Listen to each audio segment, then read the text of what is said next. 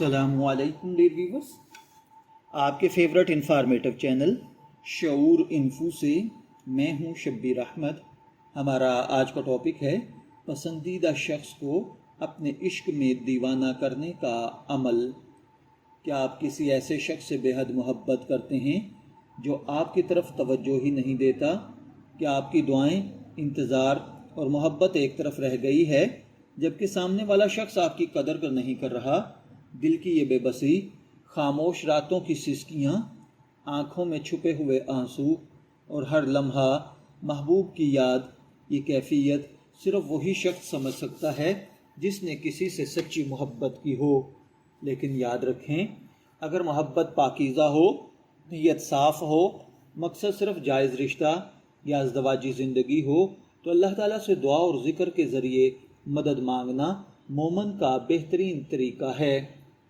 आज की इस वीडियो में हम एक ऐसा अमल शेयर करेंगे जो अल्लाह ताला से दुआ के साथ किया जाता है।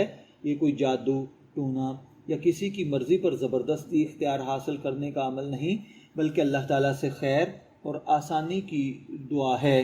ज़रा सोचिए, जब आप हर लम्हा किसी को याद करें मगर वो आपका एक पैगाम भी ना पढ़े, आप उसकी एक झलक के लिए बेचैन रहें मगर वो आपकी मौजूदगी को महसूस भी ना करे, आप हर दुआ में उसका नाम लें मगर वो आपके एहसासात से बेखबर रहे, ये कैफियत इंसान के दिल को अंदर ही अंदर तोड़ देती है।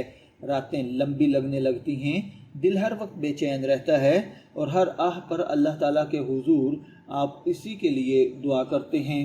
लेकिन याद रखिए, मोमिन कभी मायूस नहीं होता, क्योंकि दिलों को बदलने वाली ज़ात सिर्फ अल्लाह ताला की है।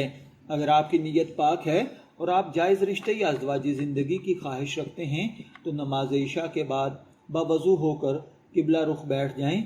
सबसे पहले 11 मरतबा दुरूद इब्राहिमी पढ़ें, फिर या वदूदू 1000 मरतबा पढ़ें, आखिर में दोबारा 11 मरतबा दुरूद इब्राहिमी यानी नमाज वाला दुरूद पाक पढ़ें।